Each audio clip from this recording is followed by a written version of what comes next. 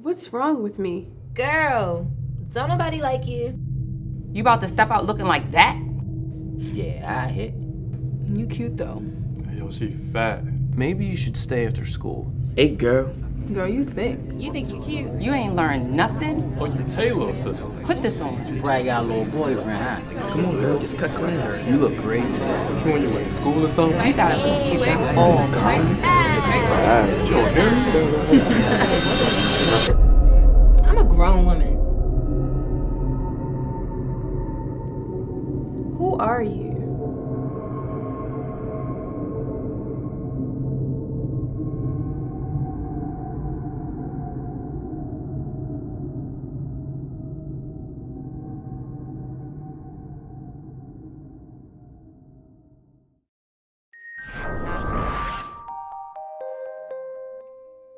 Welcome back to Good News Baltimore. We are kicking off this week's top story with an in-depth conversation about the impact of media on our youth, particularly the behavioral effects of early teen exposure to sexualized content. Joining our discussion via phone, we have professor and author Diane Levin, whose extensive work on media-related issues has been covered on CNN, Good Morning America, and NPR. Diane teaches at Wheelock College in Boston, Massachusetts, and is also recognized for one of her most popular publications, So Sexy, So Soon. Diane, thank you for joining us. Well, it's a pleasure to be with you. Well, Diane, I'm very excited to talk to you about this very important subject matter. I want to start by asking you, what compelled you to focus your studies on the impact media and screen exposure have on our children? Well, I've been involved working with children and training educators to work with children for a long time. And more I became interested in how various forces in society affected children. And it became clear that media was a bigger and bigger force in children's lives at younger and younger ages. And there began to be more and more screens and more content. Suddenly, things started happening in the media that parents felt was making it harder and harder for them, and that is when things were deregulated for children, deregulated for marketing to children. So media became a place to market to children, and the products became more and more stereotyped because marketers knew that was a way to reach children, because starting at a very young age, children were trying to figure out messages about who they were, what did it mean to be a boy, what did it mean to be a girl. So my interest in gender and how children learned about gender, what they learned about gender, suddenly came together with my interest in media and how they became involved in learning messages from the media instead of from the real world. And that's when I decided really problematic things were happening, as teachers were saying they had boys more and more obsessed with war play and fighting when they were little, girls more obsessed with playing in housekeeping, with being pretty and dressing up and looking pretty in ways they hadn't had it happen before, or to such extremes. And that's when it turned out that what was happening with the media was becoming more and more gender divided, more and more sexualized for girls, and more violent for boys. Okay, let me ask you this, Diane. Are there specific types of media that you feel impact our children more often? I don't know, maybe video games, YouTube? Well, yes, well, I think it varies for boys and for girls. And since my expertise is very young children, I think, we know that when children are young, and especially for lower income children, television is the biggest force. And so TV shows do play a big role. As children get older, then it's, parents, then it does become video games. But it's also, for young children, the toys that are marketed with the video games, the toys that are marketed with the screen. So it's not just the media. but it's all the products. With girls, it's clothing, what they wear. With boys, it's the logos on their clothes. So that it's the colors girls wear versus the colors boys wear. So it's a whole gestalt for gender, and screens are the powerful force that gets it to children at very young ages, and as they get older, continues to keep them focused on it. What are some of the harmful effects, psychologically, and behavioral effects when children are constantly bombarded and exposed to this type of product or theme in the media? Well, there's there's a few key things around which we can organize the effects. One is more the process issues, how children end up interacting with the world. They get used to following someone else's program, pushing the buttons to get it right that everyone else would push to get it right. So when they have time on their hands without buttons to push, they don't know what to do. And I've come to call that whole problem-solving deficit disorder, where instead of finding their own interesting problems to work on and play with and engage in, they get more involved in being kind of robots and automatons following other people's agenda and the kind of behavior of what they've seen on screens and what the toys tell them to do. The other part is more the messages that the screens are giving them. And I mentioned for boys, it's often fighting, and being tough and being macho and not crying and not having feelings. And for girls, it's being pretty and sweet and attracting the right boy and looking right and buying the right clothes. And all of those, those kinds of huge gender divisions. But it ends up having effects on children's relationships. When kids are interacting less, they're not learning that as much, and I've called it compassion deficit disorder, as I hear that there are higher and higher levels of mean-spirited behavior in school, bullying and teasing, more and more kids as they're getting older being expelled from school, but even at younger and younger ages, kids getting expelled for their behavior to each other. So that that there's social, emotional, and intellectual ways in which all of what we're talking about is affecting children. So it's not just the gender issue, but the lessons that they're learning about what it means to be a boy and what it means to be a girl kind of interfaces with all of what I'm talking about. Can you talk to me a little bit about some of the programs that you've been involved in developing, or some of the things that you help to advocate Yes, to indeed. eliminate the issues that we have with the impacts that this type of the social media and or the products and the themes that you mentioned, or how they're affecting our children? Can you discuss some of those things? There are two organizations that I've worked very closely with for many years and helped found. One is called the Campaign for Commercial-Free Childhood, and the website is commercialfreechildhood.org. And we were founded close to 15 years ago when we realized that there were awards being given in New York City at a conference for the best ads and promotional campaigns being directed at children, and we organized a protest. Campaign for Commercial-Free Childhood has become a very strong voice advocating for positive products for children and against some of the most harmful strategies that are being used to market. Then the other organization, which I have led for the last 20 years, is called Teachers Resisting Unhealthy Children's Entertainment, TRUCE, and our website is truceteachers.org. And it's a group of early childhood educators in the Boston area who work to develop materials to help parents deal with the marketing to children, help them make good toy choices, help them counteract the stereotypes, and help them use media appropriately with their children.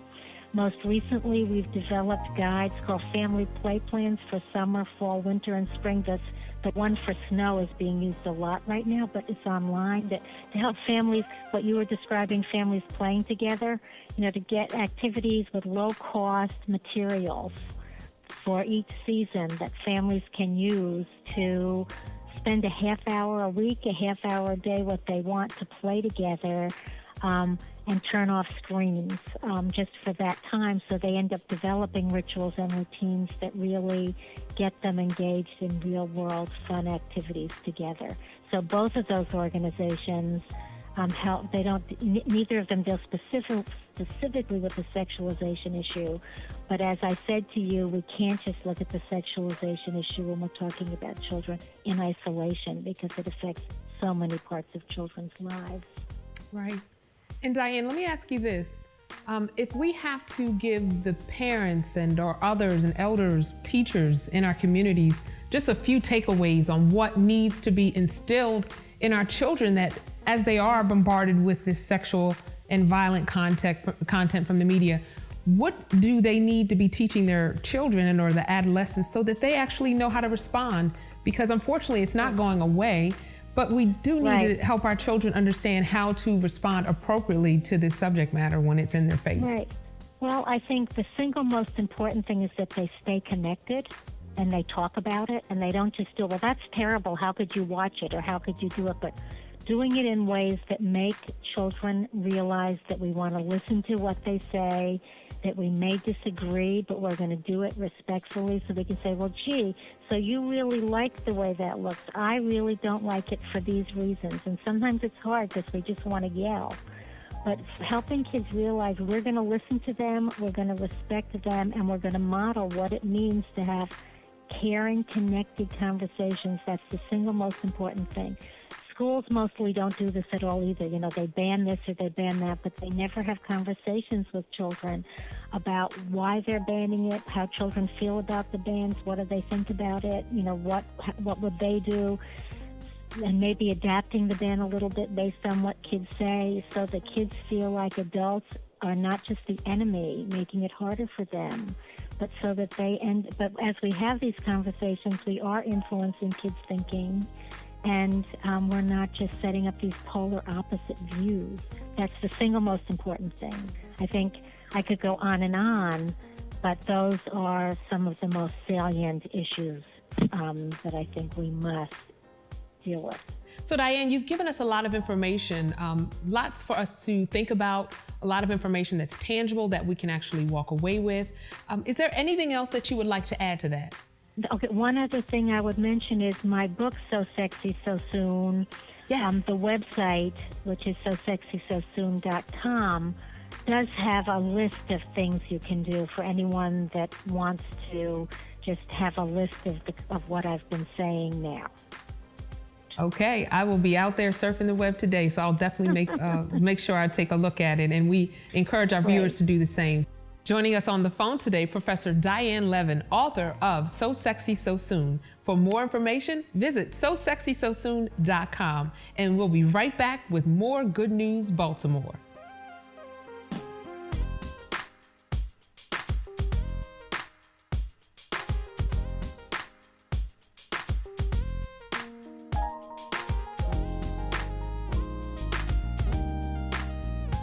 Welcome back to Good News Baltimore.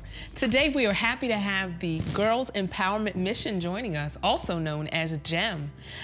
GEM is one of the organizations in the area that has done a wonderful job inspiring and motivating high school girls from underserved communities.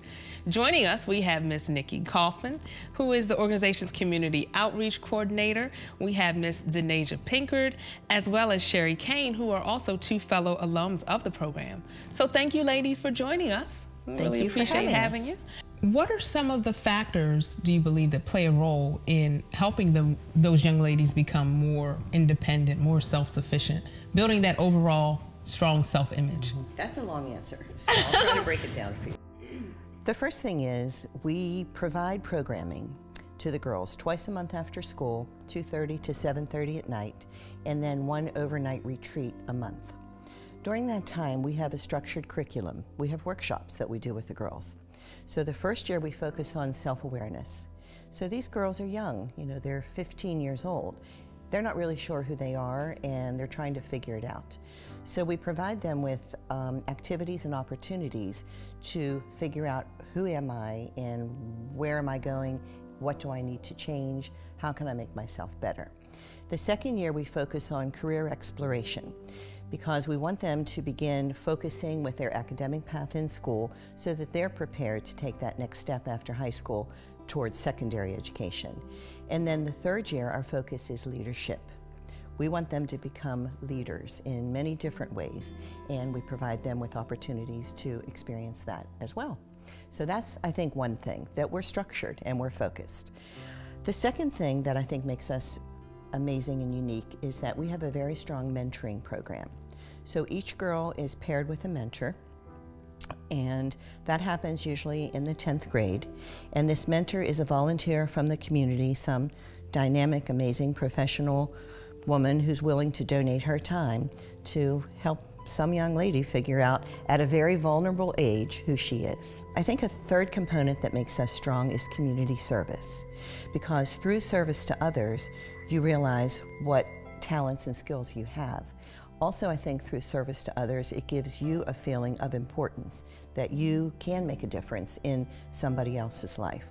So I think, you know, when you take those three things in combination with other opportunities, educational, cultural, social, it kind of is the whole package. Wonderful. Now, Denasia, what about you? How has your involvement with GEM helped shape your self-confidence, your sense of leadership? I think that GEM has definitely been a factor in fostering my sense of leadership, because as I've gotten older and more involved and aware of what I wanted to do with my life and how I wanted to move forward in my career, a big part of that was being a leader, being a little bit more aggressive in the workplace, and not being afraid to speak up or go for things that I want, which I feel for a lot of especially young Black women, that can be a big barrier, because you're afraid of what people already think of you when you walk into a room. You know, even today, like, I'm still learning how to negotiate salaries and go for that promotion that I think that I deserve, and how to talk to my boss and foster relationships with clients. I mean, it's helped so much. And Sherry, just building on the importance of education that was fostered from the organization GEM, can you tell us a little bit about your academic journey? Yes, so education has always been an important part of my life, and GEM has only made it more important for me in recent years. So I went to University of Maryland College Park. I knew that I wanted to go to a four-year college, and I knew I wanted to do more. So I actually decided to go to graduate school kind of midway through undergrad. So now I'm in my last year of graduate school at Argosy University, completing my master's in clinical mental health. And piggyback off of what Denasia said, we have a therapist, Diana Terrell, who came. She's with us sometimes. Sometimes she's a group leader, and she'll do speeches and panels with us. And she made me realize that I want to help people. I like talking to people, I like listening to people. My friends say I'm a good listener. So that helped me to kind of shape what I wanted to do, and I really want to become a therapist and stay in Baltimore City and help my community just as she's done, just as GEM has done. So that's how GEM played a huge part in education and career and just my life in general. Great, awesome. Well, Nikki, let me ask you this. With GEM, there has to be something really special about the culture, about the environment that, you know, brings forth women just like this. What makes GEM so special and helps bring and point these ladies in the right direction? I think it's several things. I think, first of all, it's a sense of family. So, you know, the girls have their families, but when they're at GEM, you know, it becomes almost like a sisterhood. And it's interesting because when we take in a group of new girls, they may not necessarily be friends, they may not necessarily even know each other, but, you know, they become a group, a very cohesive group. I think the other thing that makes our environment really special is that there is a sense of trust there and acceptance. So we always tell the girls, you know, when we're having discussions, you know, what you say in GEM stays in GEM. So they feel comfortable in expressing themselves or something they're worried about or something that's going on in their life. And knowing then that the other girls are not going to carry those tales, like sometimes girls do, out of the group. I think that level of trust, and maybe the girls could speak to this, also extends to the adults that work with the girls. You know, there's so many things. They see us as someone that will not judge them. So if you've done something and it may not be your shining moment, it's okay. You know, let's learn from that and then let's move on so that maybe that won't happen again. So I think when you know that someone's going to accept you no matter what, it makes you more comfortable to share. I I love it. I mean, I know all of us, no one's perfect. And to allow a young lady to feel comfortable in that environment allows her to soar.